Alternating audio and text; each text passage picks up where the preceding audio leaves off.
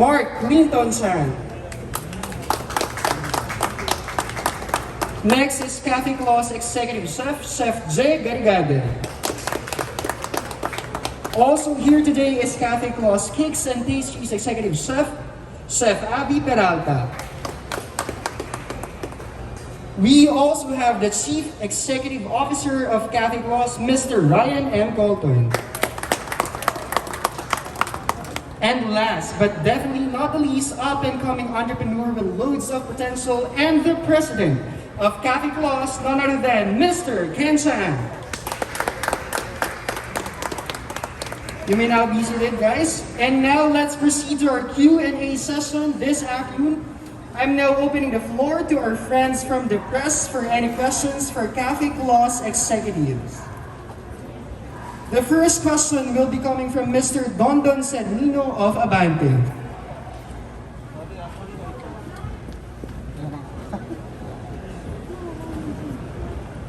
Ayan, Ken, congratulations sa grupo nyo kasi Sir Don. parang kailan lang yung first branch, now second branch. Yes, so gaano katagal at gaano kahirap yung naging process para makapag second branch agad-agad? Kasi hindi biro yung kakastart pala ng panibagong business, may another business na naman. Kami din po nagtataka kung paano po namin nagawa lahat yun.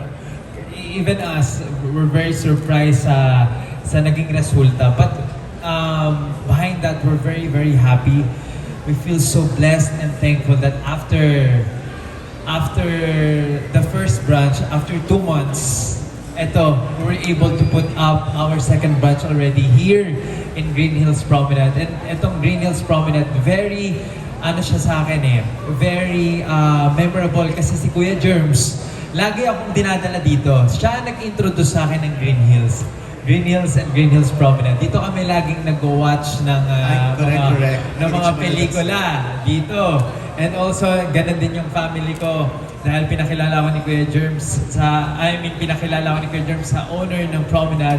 And we're naging close kami. And sobrang memorable sa akin itong Green Hills Promenade. That's why hindi kami nagdalawang isip na dito i-put up ang second branch. Tulad ng sinabi ko kanina, kahit kami nagtataka kung paano namin nagawa, mahirap, hindi ganun kadali po, Sir Don. Hindi ganun kadali yung proseso na pinagdaanan mula sa mga chefs namin, kay Chef J at kay Chef Abby, na talaga namang hanggang madaling araw ay talagang nag-iisip ng o ipaplan ng mga pagkain na ilalabas namin dito sa Green Hills Promenade. And also, we're very blessed and thankful to our CEO, Ryan Colton. He's the man behind everything. You know, siya talaga ang tao sa likod nitong Cafe Claus. And I'm so blessed na naging business partner ko si Ryan. At naging parte din si Chef J, si Chef Avi, and my brother, COO Mark, and Mark Way's here. Alam ko, nandiyan si Mark. There's Mark Way. Thank you so much sa mga tao na to, yung mga chefs na masisipag, ang ating mga barista at mga nandito. Sila ang dahilan kung bakit napadali ang proseso namin. And in span of 2 months, nagawa namin to. For us, it's magic. Parang Christmas, for us, Christmas is magic at ganun din yung naging proseso, parang magic. And in span of 2 months, nakapag-branch out kami ng isa pa. And we're very proud to say na after the second branch ay magtatayo kami ng third branch naman sa Eastwood. Wow, congratulations. And we're just very happy and punong-puno ng blessed yung mga puso namin. Dahil talagang napakagandang blessing ito para sa lahat. Thank you po. Pero Ken, when you say successful, nung sinabi mong successful yung first branch, yes, gaano ka-successful? Yung pinag-uusapan natin successful. Tulad nga po ng sinabi ko kanina, because of our first branch, kung bakit may second branch. Hindi kami magkakaroon ng second branch kung hindi magiging successful o ganun ka-successful ng first branch. And you mean, bawing-bawi na, tubong-tubo na, yung return of investment, sabi nga ni Gina, bawing-bawi na. Bawing-bawi na, getting there. Getting there. You know, hindi ko naman masasabi na nabawi na kasi we just opened last December 26th. December, January, February, March. Pangatlong buwan pa lang namin. Pero we're almost there. We're getting there. And sa sobrang excitement namin lahat at nakita namin yung resulta ng first branch sa Tandang Sora, nagmadali kaming mag-put up nitong second branch. Hindi naman, yung iba sasabihin, hindi ba nakakakaba? Hindi ba parang binadili ninyo? Hindi. Ganon ka fire yung nararamdaman namin. Yun yung fire namin, yun yung passion namin talaga na spread namin not only this business but yung vision at mission ng business is to uplift and lift up the spirit again of Christmas to everyone, especially this time of pandemic po. Okay, last question. Kung mahilig ako mamasyal dito sa Green Hills, bakit ako kakain sa Cafe Claus? Bakit ka kakain dito sa Cafe Claus? Because pag upo mo pa lang dito sa Cafe Claus, mararamdaman mo na kagad yung spirit ng Christmas. At yun yung hinahanap-hanap nating mga Pinoy. Lumaki tayo na napakasaya ng Pasko natin. At alam ko, bawat isa sa atin, merong memories na nasa puso natin. Matikman mo pa lang, maamoy mo pa lang ang bibingka at puto bumbong at tsaa, maalala mo na yung lola at lolo mo. Diba? Yun yung gusto kong ipa-experience sa mga customer. It's not only good food. Good food, the best, we have the best food. But that's given already because of our great chef, Chef Abby and Chef Jet, sa lahat ng mga chefs namin. But the experience itself. We're not only selling the food but also the experience po na may experience sa mga tao dito kapag kumain sila sa Cafe Claus. Look, we have the parang bahay kubo here, we have the kalesa here. You know, parang kapag nandito ka, parang ka nasa ibang mundo at araw-araw talaga Pasko. But ang pinagkaiba nitong Cafe Claus Green Hills, this concept is a German concept. Kung nakikita nyo ngayon, it's a German concept. Yung sa Tandang Sora, our first branch, ay French yung vibe niya. This one is German po. Okay, thank you very much. Thank you. Salamat. And good luck. Salamat, Sir Don. Thank you so much. Thank you, Mr. Don Serenino. Next set of questions will come from Mr. Jeng Bauto of Show Business. Hello, good afternoon everyone, and congratulations on the successful opening of your of Cafe Claus here in Promenade. No? My question is, why put up a Christmas theme set up like this one? Why not Valentine's, Fiesta, very Pinoy? Anong significance? What is the significance of Christmas in your lives, and how can you associate yung Christmas sa mga offerings ninyo? So, to answer this question, Paul, first, thank you so much for being here. Really appreciate you here. I say this time and time again. I said this last December. I say it in January. I say it in February. That Christmas is not just Christmas to us. Christmas for us, for Cafe Claus, for the entire Cafe Claus family, is a love letter to our families, our individual families. Everything that we have done, the good moments, the bad moments, the cherished moments, meaningful moments, they all came from this holiday, from the heart, from the home. When we celebrate Christmas here, and we celebrate every day, the deeper meaning behind the Christmas that we're celebrating our families and the love that we have within. The foods, the kitchen, everybody knows that, the family's heart is around the kitchen. So we brought it here. We brought it to our menu. Our menu is consisting of items and recipes that are not just, common recipes that you find in every restaurant. It's recipes that we grew up with. It's your Lola's puto bongbong, my family's signature roasted chicken are roasting on an open fire. Chef brought in his recipes from the home, my father's recipes, my mother's recipes, Chef Abby's recipes that we cherished and loved, that we grew up with when we were sad, when we were down, especially in the holidays, especially during Christmas when you really needed that hug or that extra mile of care, of attention. And you came home and you see that recipe and you feel the warmth and you feel the joy. We wanted to bring that back. We had 2 years, some of the hardest moments that any of us have ever experienced. And for me and Ken, we couldn't think of a better love letter, not just for the family, but for all the people that we've shared these times with. Something positive, something refreshing, something meaningful. It's something that the world does not have enough of right now.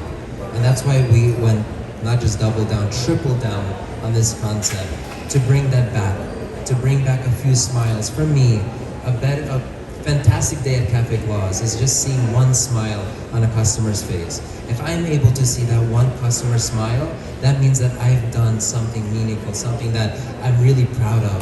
That means that me and Ken, Chef Abby, Chef Jeb, Mark, we've accomplished what our goal was, to bring some happiness back into the community and into the world.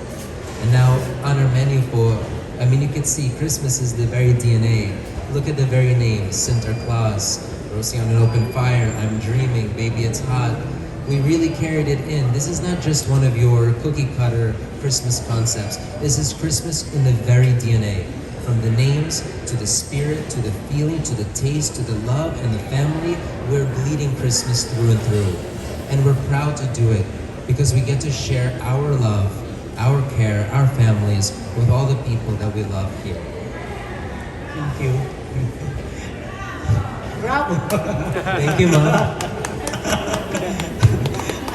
And Ken, just to be specific, no, what is the most challenging or the hardest part of putting the store from setting up a thing like this and yung menu, finalize the menu, Yes. and how rewarding yung feeling that finally you have your second branch now.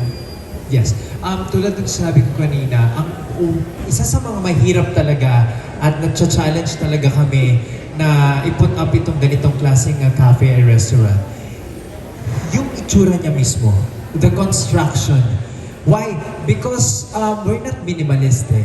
We're very detailed.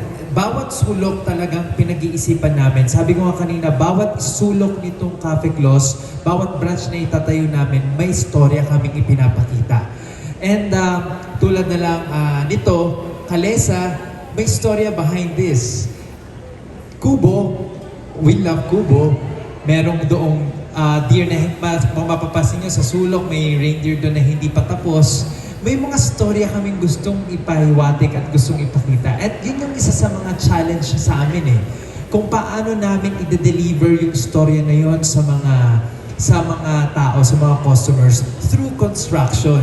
Hindi kami basta-basta nag-iisip o basta Christmas na, basta we're Christmas, maglagay tayo ng parol, maglagay tayo ng... No, it's not like that. Hindi ganun kadali. Talagang bawat pinag-uusapan namin ng mabusisi talaga kung ano yung gusto namin ipakita at bawat branch namin gusto namin may iba't ibang feel ng Christmas at yung gusto namin hindi siya maging pare-pareho tulad nga sanabi ko kanina sa Tandang Sore it's a French Christmas. Dito sa Green Hills it's a German Christmas. Sa Eastwood it's a Filipino Spanish style Christmas. Sa Tagaytay, we have the snow globe Christmas. So, gusto namin talagang maging mabusisi sa bawat branch na meron kaming itatayo. At ma-experience ng mga tao, especially na mga dito sa Pilipinas, na hindi pa nakakapunta sa ibang bansa kung ano ba yung Christmas sa Germany, ano ba ang Christmas sa France, ano ba ang Christmas sa Spain. And yun ang isa sa mga challenge namin. Of course, to answer kung ano ba yung challenge about sa pagkain, masasagot yan ng ating dalawang magagaling na chef, Chef Jen, Chef Avi, na Chef Jen. Merry Day po sa ating lahat and salamat po sa pagpunta niyo po. When it comes po sa food, medyo mahirap siyang gawin pero noong time na pinag-isipan namin nila Ryan, nila Ken, ni Mark, and Chef Ab, naging madali siya kasi nagtulong-tulong kami. And lalo na dumating pa yung mother ni Ryan, Mami Helen, how are you? Ayan, so nagpunta siya dito hindi para makita lang to, kundi iparamdam din sa amin yung pagmamahal na kahit malayo siya. Binisita niya kami lahat dito, hindi lang si Ryan. So, from his father and mother, tinuturuan din nila ako kung ano yung pagkain sa ibang bansa na mas mapasarap pa namin at ma-feel ng mga Pilipino na kahit hindi ka magpunta sa ibang bansa, matitikman mo dito sa Cafe Claus. So, technically talagang pag-iisipan mo tama ba yung mga lasa, tama ba yung ilalagay mong ingredients. Kasi maraming food critic lalo na. So, mas gusto ko yung nanggagaling dun sa mga mother natin, sa lola. Kasi mararamdaman natin yung pagmamahal nila Kasi dun tayo nagsimula. Dun ako nagsimula kung paano ko naging chef. Kasi nakita ko paano magluto mami ko. Nandiyan si mama ko, mamsi. So, kada umuwi ako, tuturuan niya ako. Sabi niya, ito, anak, tikman mo to. So, syempre mararamdaman ko na special. So, yung ginagawa namin pagkain dito, nilalagay din namin yung sarili namin doon sa customer. Gusto namin mapasaya kasi habang tinitikman namin yung pagkain ng magulang namin, ng lola namin, mararamdaman mo yung Pasko Kahit hindi nga Pasko, mararamdaman mo yung love nila So, ganun yung ibibigay namin dito kay Cafe Claus at doon sa kakain dito sa Cafe Claus. Kasi gusto namin lahat maging masaya despite of the pandemic. Ngayon, maganda na yung flow ng ating business kasi bumalik na yung dating nawalang mga negosyo.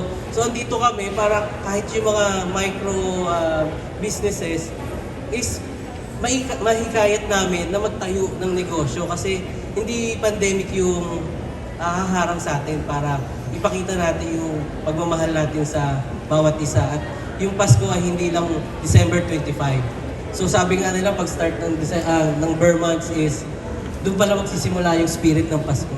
Pero sa amin, sa family namin ng Cafe Claus, 365 days of Christmas. Lagi namin yan pinararamdam sa bawat isa. And nagpapasalamat ako sa mga partners ko na yung suporta sa amin at suporta rin namin sa kanila 100% namin ibibigay para maging masaya tayong lahat. Maraming salamat po.